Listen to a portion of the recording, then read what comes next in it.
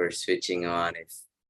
If and when you're able to, I just want to say we're so happy to be here together. Indeed, this is a precious conversation. And I want to convey to hermanos Ivan, Kevin, that we've had the good fortune of watching the two of you literally grow with resilience and Resilience 2020, which no doubt you'll talk to us about as we spend this time together here today. And Resilience 2020 has really been on an accelerated path of growth and development and outreach and advocacy. And you've really worked on a multi-pronged approach to building it up. So I just want to say there's many insights we'll gain from today's conversation.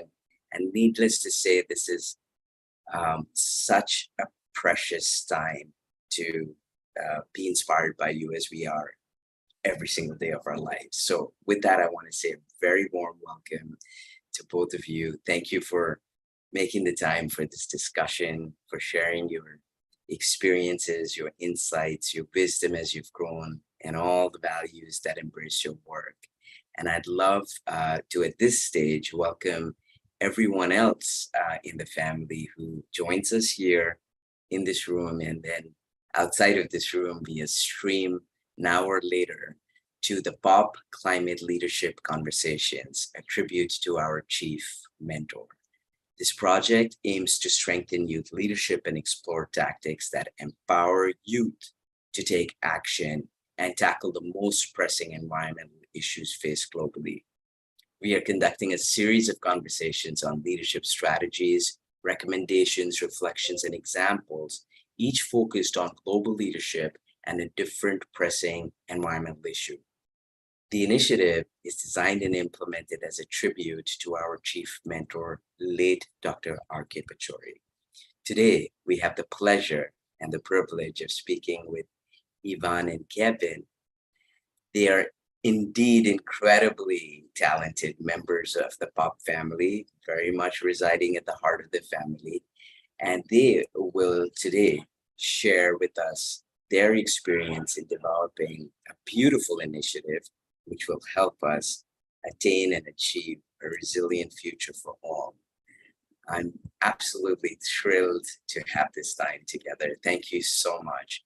And no doubt there'll be great insight that you will share, which no doubt will be an inspiration to developing Resilience 2020 going forward. And for all those who are listening, we invite you to join, to share, to support, but also a great inspiration to many young people around the world who have ideas, feel inspired, but just need that little pathway or a peek into that pathway on how to progress. So thank you so much for joining. And I want to thank the family for being here with us. And with that, I'd love to have Anna take us through the conversation. Thank you, Anna, for your leadership. Thank you, Dr. Ash, for that warm introduction. I'm really happy to be here. As Dr. Ash said, Kevin and Ivan are very dear members of the POP family, so I'm sure this conversation is going to be very interesting for everyone. So I will now go ahead and introduce our guest speakers. Kevin Morales is a biologist who has dedicated his life to making social environmental impact in Mexico. He currently works at Asado del Valle, and he's the co-founder of the official Borussia Dortmund fan club in Mexico, co-founder of Academia Borussia, a sports academy supported by the German football team that promotes values to make environmental and social impact using football as a tool. He's also the co-founder of Fußballplatz, a sustainable football field in Mexico City, and the co-founder of Resilience 2020, what we will be speaking about today. He recently also became an alumni of ISEC and an honorary member of the POP movement. And now I would like to introduce Ivan, who has a Bachelor in Science in Biology from UNAM, and he has specialized in sustainable development through 10 courses and diplomates, and completed post-graduation at the University of St. Andrews. As a climate advocate, Ivan has been raising awareness about environmental issues and solutions for over 5 years. And as an independent consultant, Ivan has won public and private sector competitions. Moreover, he is the author of 2 research papers and did cancer research at the University of Aberdeen. Ivan is also the co-founder of Resilience 2020 and the communication manager of the Swiss Impact Investment Association. Thank you so much to Ivan and Kevin for being here with us today. I would now like to hand it over to Dr. Ash for the first question. Thank you so much, Anna. And once again, thank you, hermanos Kevin and Ivan, for this beautiful conversation, this time together, and all the guidance that you'll share with the world. And to get us started, we'd love to hear your thoughts and reflections on what leadership within the realm of climate action means to you, and how your thoughts around this have developed as you have implemented and led Resilience 2020 as a project. We'd love to hear your thoughts. Thank you.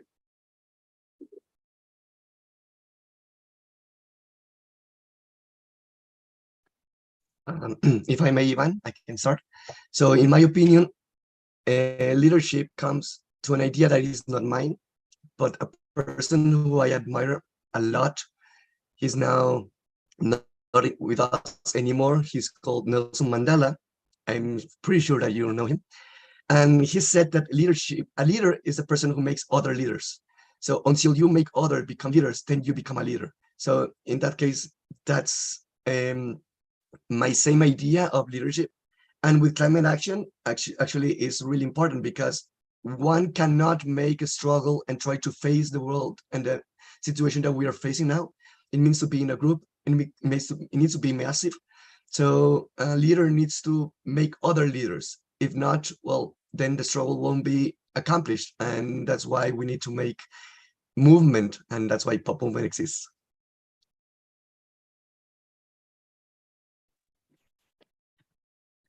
On my side, Please. Sorry, hermano, go ahead. No, I was going to say beautiful, and I would love to hear your reflections, Edmund, please. Thank you. So on my side, I think leadership means to be able to inspire others. So even when you are not anymore in the picture, people keep doing what you inspire them to do. So it's not just people following you because you are guiding the way. It's because you actually convinced them and made them like integrate these feelings, these thoughts, this mission into their own, so they will carry with this. And also something that I have learned about leadership is this concept of transformative leadership, where a leader, one that can truly move people, I think, is the one that actually cares about everyone who is following this person. So this means caring for each one of those people, inspiring them, help them to grow. And well, in the case of Kevin, he has Nelson Mandela, which is a huge person that he admires and that has shaped his life a lot. I can tell that. And in my case, it is you, hermano. You are an inspiration and an example of a true leader to me. Thank you. Oh, and about the changes, sorry, that leadership and how it has changed. So at the beginning, I thought that, you know,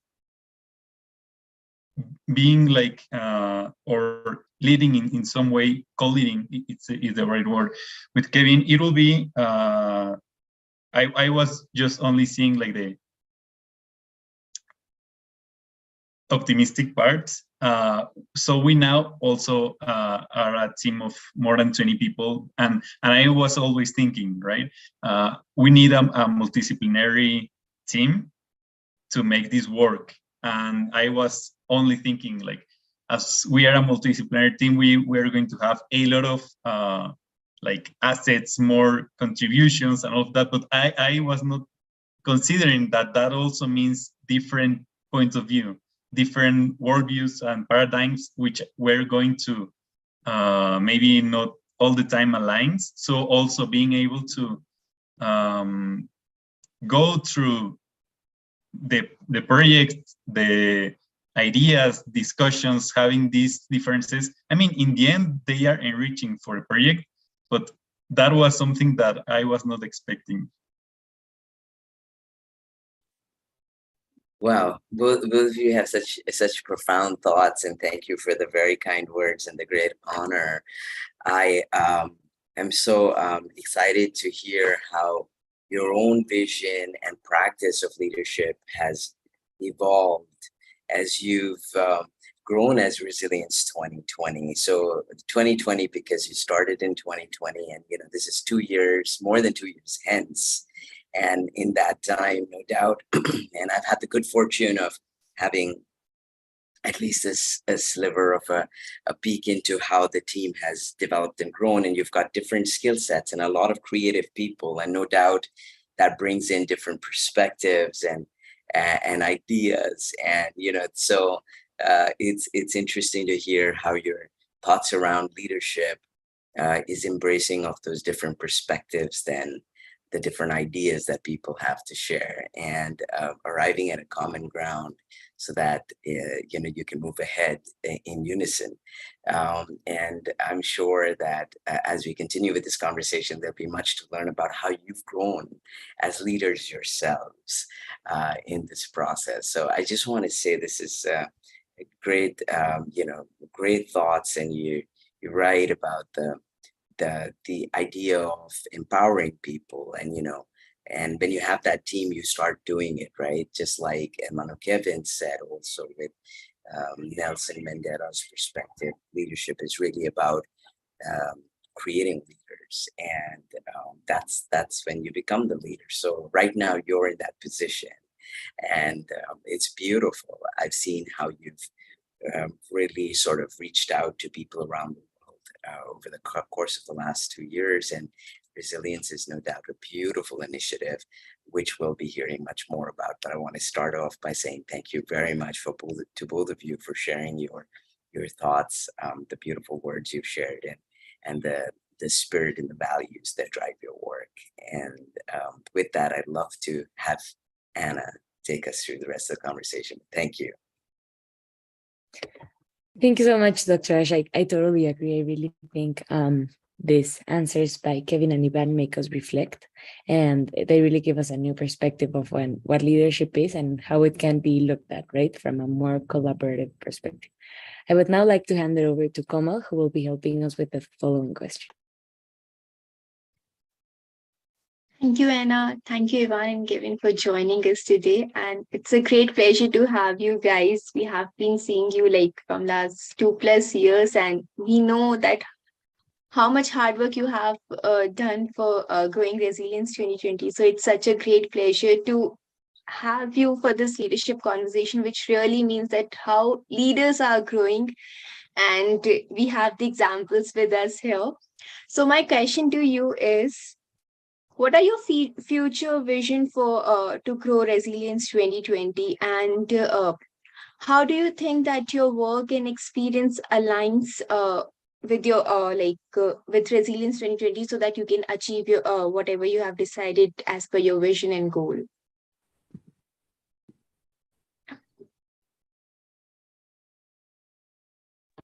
Please go ahead, Kevin. Okay. So first of all, let me tell you that our vision is to make every home in the whole world as more suitable for the world that we're living now and the situation that we're living now. So in order for that, we change the houses, we put in eco-technologies so that they benefit economically, but also they make an impact on the environment. So thinking that our aim is to get in the whole world and to be in each home, that means, first of all, that not all the homes are equal. And then, so our vision is to, in the near future, is to make all our eco-technology is suitable for every home, not only for some that are big in size, right? So that's one of the things. And second, I think that our vision is to expand world. And so we need to expand in Mexico in more regions, and afterwards expanding in Latin America or some regions or some countries that share some cultures similar to Mexico, such as Turkey or India, and so on and so forth. So those are the things that we aim to in the future, in the near future, in order for us to achieve our main goal, which is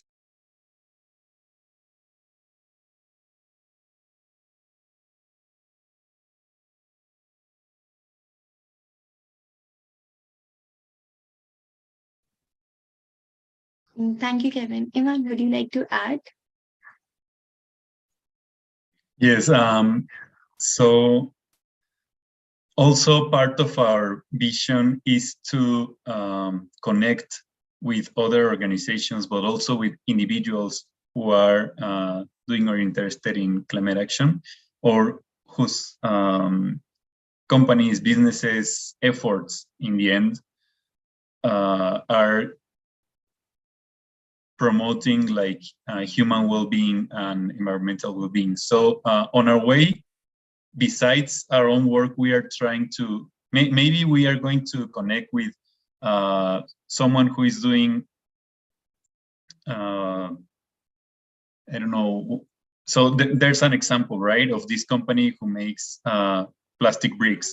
And then we are going to have this other organization which is doing a project related to sustainable construction. So we are going to try to put them together, even if that has nothing to do with us, but we are trying also to create these networks to promote synergies and collaboration. So that is also something important. Thank you. Thank you, Ivan and Kevin. Now I'll hand it over to Anna again. Thank you, Como. I really like your hearing your vision, because I think it really inspires everyone around you to keep supporting your project, because the vision is really sort of right. I would now hand over to Ale Fragoso, who will be the next question. Thank you. I want to ask, what's the importance of sustainable living and housing, and what role does it play in the mitigation of climate change at the global scale? And how can your project be scaled to reach this incredible potential? Well, I would say that it's extremely important. Normally, everyone is thinking on recycling, right? That's one of the things that it comes up to for us to find a solution for the situation that we're living. However, recycling is not the main solution, because it requires energy and water, and recycling is more the people, the consumer needs to recycle, and the one who earns the money and all the thing is the company. But the companies are not responsible of, in the end, of the products they produce while they sell the products.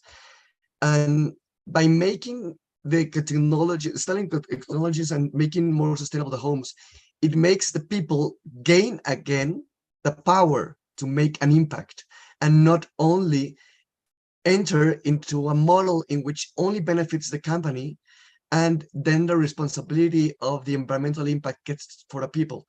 So having these sustainable homes, it not only makes people impact on environmentally, making a good environmental impact, but also earn money.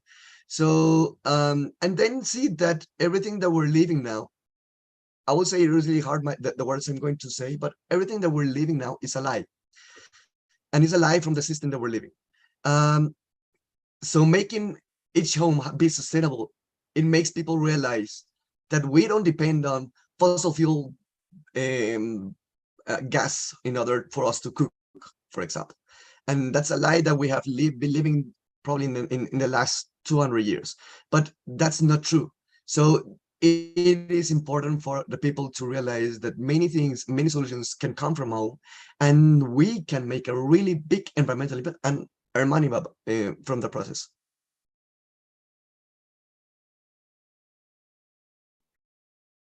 And how can this project be scaled? Well, this is something also really important for us. So besides growing like our capacity with our team, what we do is we go to other places and form a team in each of these places so that they are going to be carrying, they are going to be actually the main group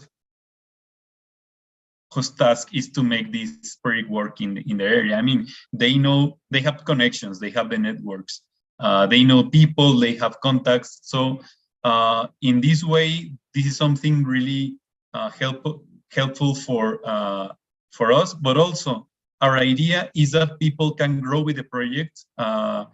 Yes, they're going to be the ones at charge, like locally for the project, but also the main beneficiaries. So we try that people that join us, our idea is that they can actually live also from this project, that they can be, and this again, making people grow, right? And so the way that we are expanding this is by generating this kind of teams in some other parts of, well, here, at least by now in Mexico, we have also now a team in Durango. We are currently based in Mexico City and all our operations here, but also we now have a team in Durango. And it is also people contributing from there. And then again, this multidisciplinary approach, but also expanding. So, and people are asked if you have any contribution. I mean, this is not totally closed and unchangeable way, right? If you have any proposition that maybe we can do this or that, people are free to develop themselves, their creativity, to be innovative and to make the project growth, as also they think is going to be more convenient for them, for the like local team. And this is also in the end going to make the project work. And our idea also is that if it's, I mean, we need to start by saying that in resilience, we try that every person that is part of the team, we are going to be also equally able to propose, to suggest, to create, innovate. So we think of this as a really open space for people to grow. And I think that also will, in the end, make the project grow like organically. Thank you for your answer. Really, you inspire, and it's so cool. Thank you so much for your question. Thank you so much, Ale, and thank you, Ivan, for that great answer. I would now like to ask how the collaboration with other NGOs, companies, and governments has helped you achieve your vision. You've spoken a bit about this through the conversation, but I would like to get in more deeply because I think it's such an important topic. I would say two things. First, it is essential to collaborate. As I said before, one person cannot make the change in the whole world that we need. It starts with one person, but in order to make the change, it needs a lot of people, right? And so it's not one institution, but a collaboration with many institutions. And so it's really important that if our goal is to make a really big change, starting from a home, from each one of the homes, from all the world, people all over the world, it needs the support from all the institutions that are lit now in our planet, right? So that's the first thing. And the second thing is, I will talk directly to companies and governments. So imagine, especially to companies, right? So imagine you want to make your employees have a better quality of life, live more happily, and actually develop their own ideas in order to empower your company, that would be easily made if those people have the technologies at their home, and so instead in which they can see that from home they can transform and do. So I will encourage each company and each government to see that it is possible that the people that are working for you have those at your home. And that's how we finance Resilience 2020 in an initiative way, in which we receive funds from governments and companies. So we install these eco-technologies at homes, and eventually they earn money by the eco-technologies that we install and the circular economy system that is linked to those eco-technologies. So it is important that we collaborate, but also they will benefit from it.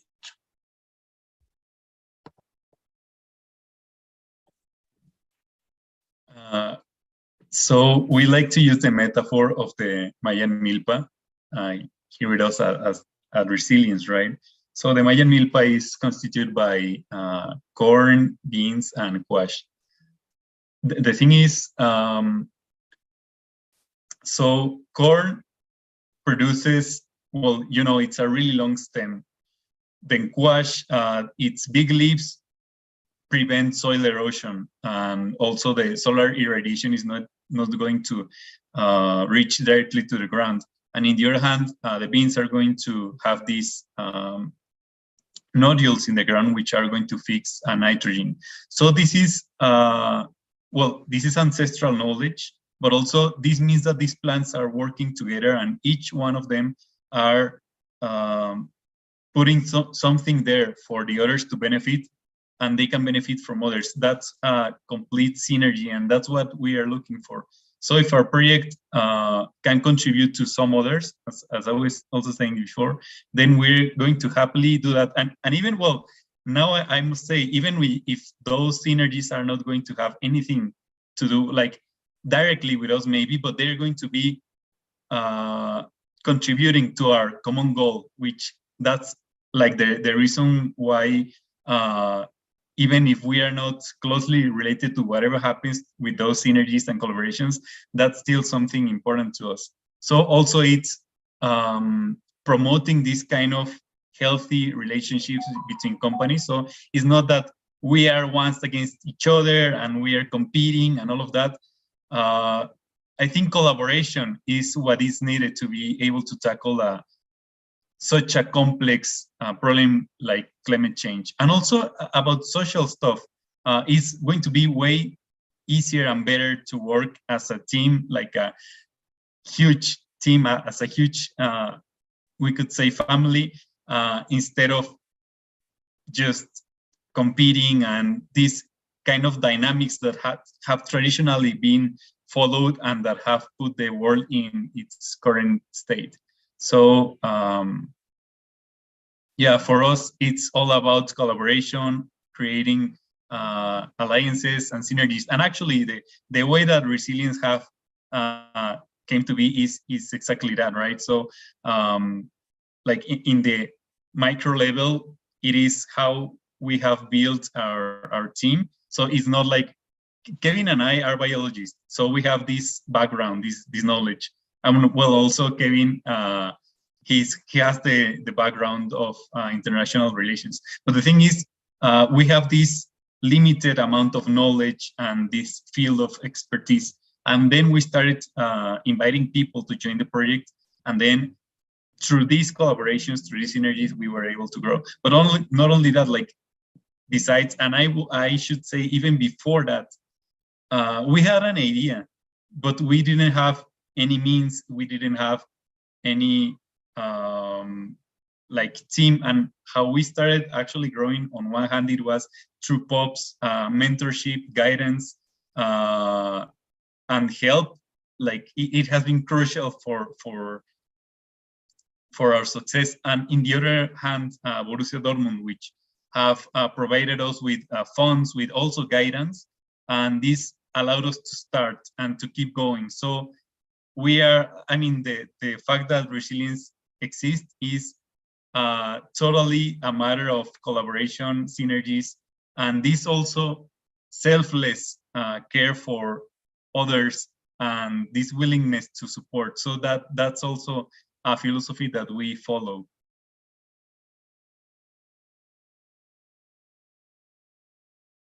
Thank you so much. I feel like the answer was so full of many insights that I think we could even go deep into every word you say for another hour conversation. But now I would like to hand it over to Abia Syed, who will be asking the final question. Thank you, Anna. I just wanted to start by saying that I only recently found out about Resilience 2020, but I'm so inspired by all the work you've done and all the lives that you're touching. One of the things I wanted to ask you was that what have been some of your main challenges in creating and operating Resilience 2020? And what advice would you give to the youth across the world who are looking to start their own sustainable development projects? Challenges, so many. It could be from starting to convince people for example, companies and government sponsor. And yeah, so there's some strategies that are taking place in order to make it happen, but you need to be peaceful, and also, you need to be patient, but also you need to continue tracking each one of these companies and governments in order to finally receive the funds, but it's not immediate. So you need to be really patient. So that's one of the challenges, right? I could say even making people understand some of the technologies, such as, for example, the biodigester, because it's not known by anyone, or almost anyone. So they think that their home will explode, and it's more safe. It's much more safer than LP gas and natural gas. They won't explode, but they don't know it. So we need to make people understand about this. And some like, if someone asks you, can I put a solar panel in your home for free? No one would doubt, like no one, because it's too famous. But some eco technologies such as compost or biodigester, they're not famous, or they're not liked, right? So for example, biodigester and compost, people think that it will stink and they will bring insects, and so those kind of things you need to work, and so people understand that is not the way. And for youth to see, so an advice for youth, I would say, first you need to be, as I say, really patient, extremely patient, but also you never can give up. It doesn't matter how long it takes, you cannot give up. The challenges that we're facing in the whole world are so big, there is no time to give up. You need to change, you need to do it and do it and do it until the results come. And sometimes that means to be flexible. And most of the time it means to be flexible. And by being flexible, it not only means that you need to be changing the way you're doing or something like that, but also joining with other institutions, other people, in order to reach the goal that you want. And all of this, being patient, being not giving up, and being flexible, that means being resilient. So that is my advice. That every single person needs to be resilient if they want to have their own project. And speaking about challenges, I think we have had them from the start, right? So resilience was actually created at the beginning of the pandemics. And that by itself has been a huge challenge, because that also means that our company, it was really difficult to operate when you are not even allowed to be outside, when you are not even allowed to meet with other people.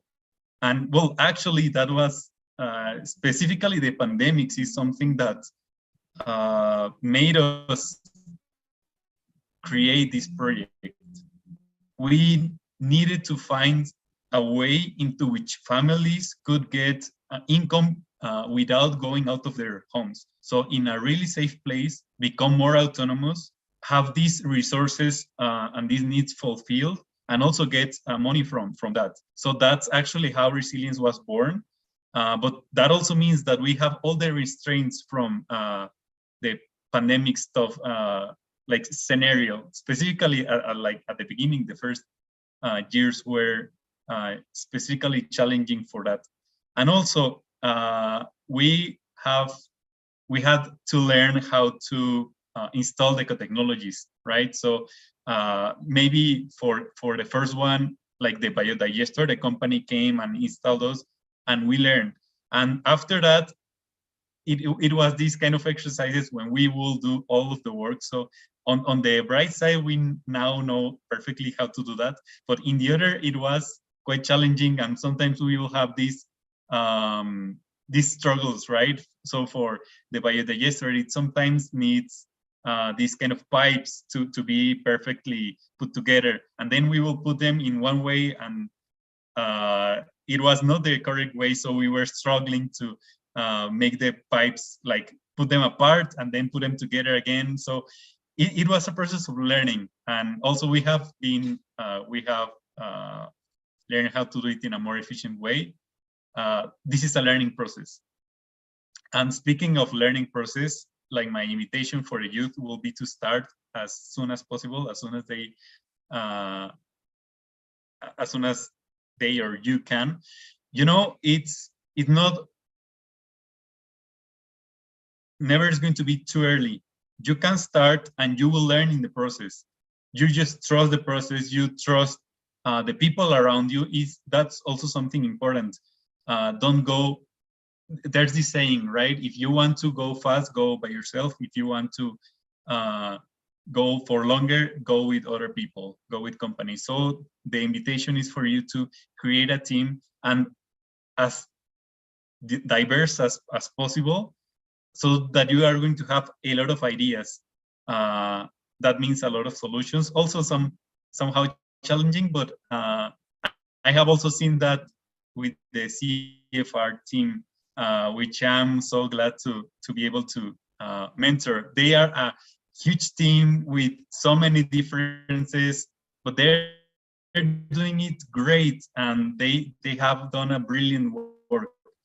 And they are also youth leaders. So that doesn't have to do anything with age. Is commitment, is diversity, and it is also this alignment of goals. And also this, it's so important to keep like a healthy environment, healthy work environment with the people that you are in. So those will be my invitations, and also to join the POP movement so that you can know more about environmental issues, you can learn more, get trained, and be part of the family. Thank you.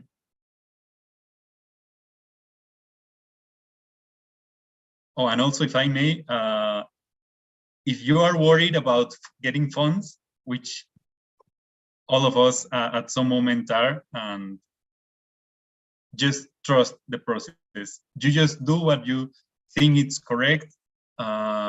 Keep also educating yourself, keep learning, and funds are going to arrive eventually. There's also these different ways that you can do, either for fundraising or some other activities that you can do, but don't be discouraged by the lack of funds. You just work on your project and they will reach you.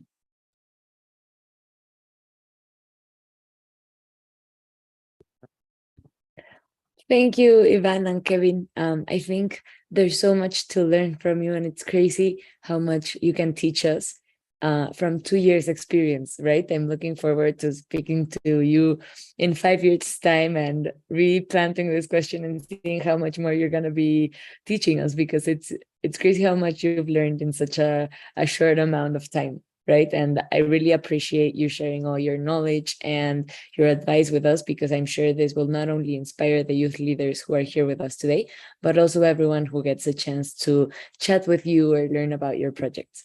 I would now like to hand it over to Dr. Ash for the conclusion. I totally echo what you just said, Anna. That is so true. It's beautiful. This conversation is brimming with so many experiences and so many insights and incredible, peek into the beautiful progress that you've made as climate activists, advocates, and leaders, and also, how resilience has developed and grown. And with this conversation, no doubt shall continue. I'd love to, just as we close out, hear from you, hermanos Kevin and Ivan, how, if you could just tell us a little bit about the genesis of Resilience 2020. How did the idea germinate?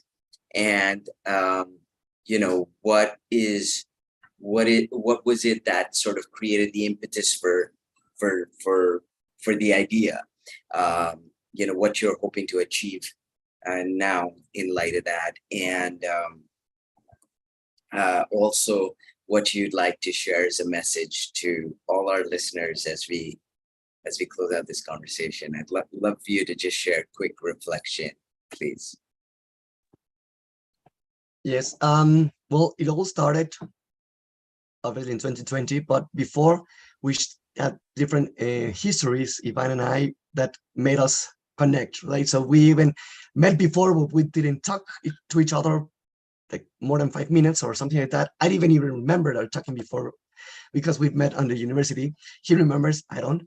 But eventually, like at home, I decided after I was at the hospital that I was going to change my whole life, because I wanted every time to be more environmental friendly, and I didn't, and then I changed. And so I installed some eco technologies at home, and I said, oh, this is amazing, but it's too expensive, right? So not everyone could pay for it.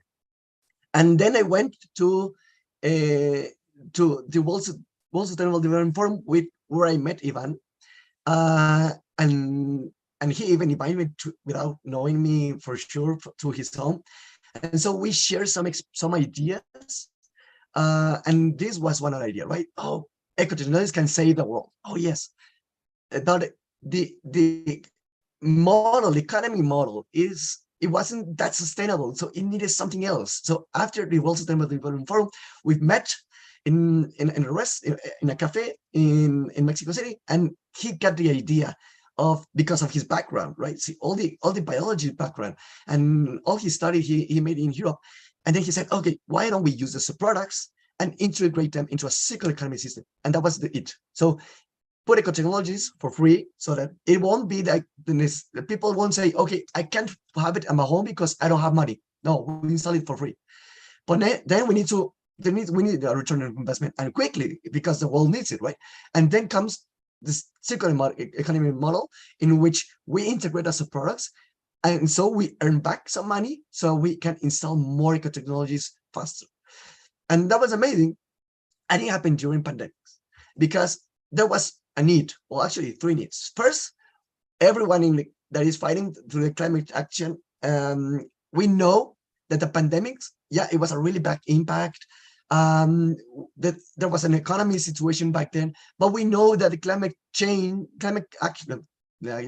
is making a really bigger economic impact, and the problem that we're going to face is even much bigger. Like pandemics is nothing compared to that. So with that in mind, we knew that we needed to do something, and so there was 3 things that we needed to change. First, because of pandemic, you need to stay at home. So installing the eco technologies and making you earn money, that's a solution.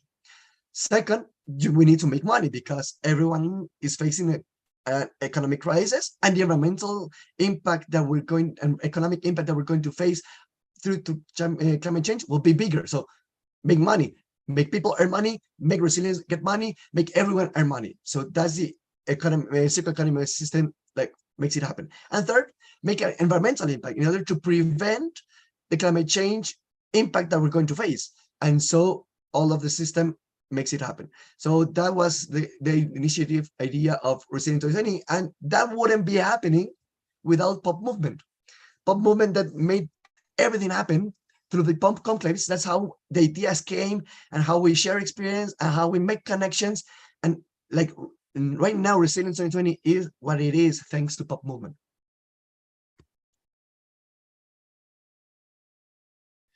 And if I may add something, is that so the circular economy system was my idea, but how to integrate that into economy, that was Kevin's contribution. So, well, on one side, he had already installed eco technologies at his house and so also in other places. So he have this knowledge beforehand, like this is going to cost us this and that, and then also by his financial education, which is something that I admire a lot. He was able to put this into numbers and say, okay, yeah, we have this idea and we can make this work. So it was a total collaboration between us two. And also the project kept evolving, like how to present it. It was not specifically like our idea. It was part of the marketing and design departments of Resilience, and then how to get specific information about the bio, its contents. Then we have the research and development team. And we have been growing through these collaborations or these like group of amazing people that are also part of Resilience 2020. And also a call for anyone who is listening to this, I will invite them to join the Climate Crusade. We're going to reach your region independently of where you are. We're going to reach there. And the idea is to gather as many individuals, organizations, governments, and institutions as possible, also academia, for this climate action. So if you are available, please reach out to us and we will be happy to welcome you to the POP Climate Crusade. And thank you all for having us here. It has been a true pleasure, and we are so honored that we have been also able to grow together, to be here for each other. And this is a family that we love so much. Thank you for having us here and for making this possible. Thank you. I just want to say the sentiments are so mutual, and I think the journey, the peek into how Resilience 2020 originated, the beautiful skill sets, experiences, and know-how that each of you individually, the rest of the team at Resilience 2020 and the larger family has brought to the fore has been is so special. And no doubt it's a process, but that process goes a long way if you're able to do justice to it. And I think Resilience 2020 exemplifies that. And you've given us. I just want to say I agree with Anna, because we shall continue this conversation, and we can continue this conversation, and we must, because there's just so much to learn and gain from these reflections. And I think these reflections are also very key to assessing, where we've come from, where we're at, and where we're going to. And I think you very clearly indicated that Resilience 2020 comes with a vision that every household will be embracing of eco-technologies, that we will bring into every dimension of our lives and the way we live sustainability, because that's really the only way for us to go. And that if we don't do it, it's not only not coming with the spirit of integrity to ourselves, but to our world and our global family. And so it's so important to keep with that truth. The truth is that the only way forward for us is to adopt a sustainable mindset. And Hermano Kevin talked about how many people don't know about it. And so it is also about changing mindsets. It's about creating that larger network. It's about building that family. It's about educating people and then supporting them to do this. And you're doing all of that. And I'd love for us at this stage, for all those who are listening, no doubt feeling hugely inspired, to come in and join the Resilience 2020 movement to help us together. Like you said, together we'll go far. And so let's go far together. And now, like you said, it is the time. So let's do it now. Let's not wait. And now is the perfect time to get started. So I invite everybody who's listening to please be a part of Resilience 2020. And for those who have the wherewithal to support in whichever way you're able to support, be it in kind or monetarily and financially, to come on board, because this is really about all of us. And I think you've all sort of, both of you have, and through all of the questions that each one of you has asked, have underscored this. I just want to say thank you for sharing this journey with us. We've had the good fortune of being able to travel it and traverse this with you, and no doubt we'll continue to. And as we close, I'd love for both of you to share just a final message for all those who are listening, whatever it is that you would like to say at this point. And I'll say to everybody, stay tuned on Resilience 2020. Again, hermanos Kevin and Ivan are central to, integral to the core of the POP family. We're blessed and grateful for it. But there's much to do, and Resilience 2020 is one really important tool and strategy and opportunity for all of us. And our window of opportunity is small, so it's so important that we get together and jump in and make it happen now. So with that, I'm going to hand over to you, hermanos, and let you share some final messages with those who are listening. Thank you. Thank you very much, hermano. It was really a pleasure to be here with you, and thank you for the opportunity so we can share our experience and what we have learned so far through our process in Resilience 2020 and thanks to POP movement that it has been happening, right? So I will only say two things. First of all, it's now or never, because the IPCC last summer report, it says we only have this decade. So it's now or never. So don't wait. If you don't have a project, don't worry, join POP movement. If you have a project, don't worry, join POP movement, and that will make your project happen as your goal in mind you have, right? And second is keep track on Resilience 2020, because eventually we'll be at your home. So it's better that you know us from now, and probably you can join us on the process.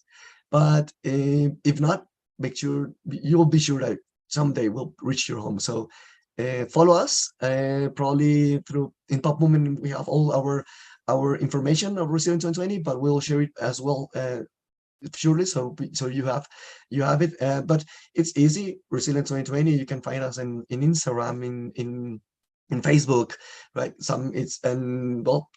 Our logo is beautiful. It is a heart divided in two, with two hands carrying each other, one like yellow and the other one kind of gray black. So yeah, that's us, and follow us and join POP movement.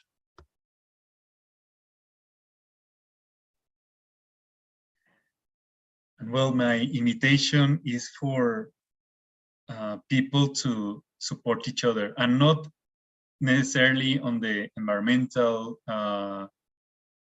These are our common goal, not specifically about climate activism, but support each other as persons, as people, as society. I think we're living in an era where society has become, in a certain way, more individualistic, and this will only make things more difficult, and people will feel isolated. Also, in the times of COVID, this has split many people apart, and human contact is important. Human health is important, and also feeling this kind of energy flowing from the people that you love will give you the tools, will give you the strength, the motivation to keep going. Reach out of people that you haven't talked with in a lot of time. Be close to the people that you love.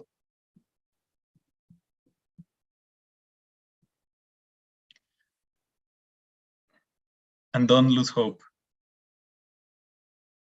Together we can do a lot of things, but it's not only being together, but being happy together. So nurture your friendships, nurture your bonds with the family, with the people that you love the most, and take care also of yourself. The better you are, the more that you can contribute to the world and to the society. Thank you so much for having us here.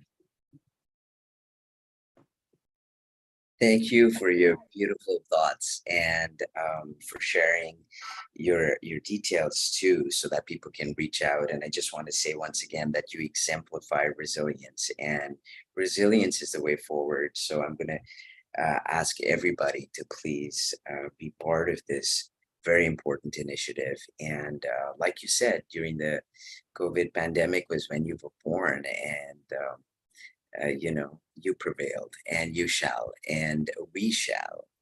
And so as a global family, we're going to get there. And I believe that each one of these initiatives, each home that you're able to outreach to, every person you're able to educate, and every family you're able to touch, it pushes us in the right direction. So let's together put, you know, with all resilience, put our hearts and souls and our minds and all the energy we have to making progress in the right direction. And thank you to you and to all at Resilience for showing us the way. And you know, like I said, you exemplify the very spirit of resilience. So do check out Resilience, everybody who's listening. Join. You know, don't hesitate.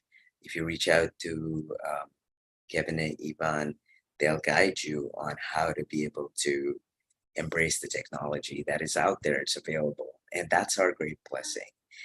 They'll help you in touching that technology and bringing it into your life.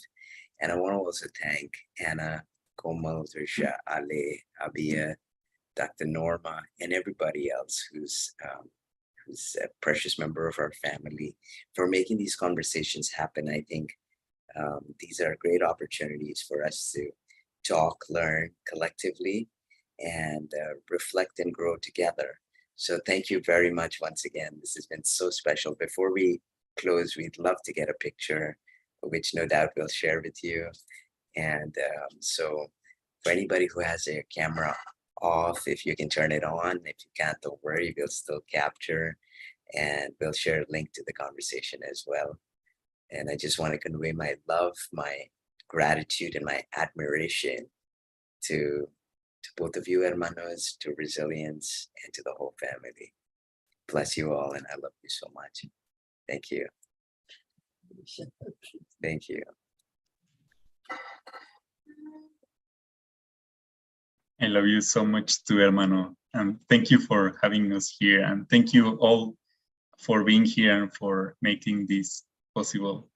It has been a great, great pleasure. And we are so happy to be able to grow together and to be close to people as special as you. We reciprocate every bit of it. It's so mutual. Love you all. God bless you. And thank you so much. Movimiento. Bob. Bob. Thank you so much. It was great seeing you all. I really loved this conversation.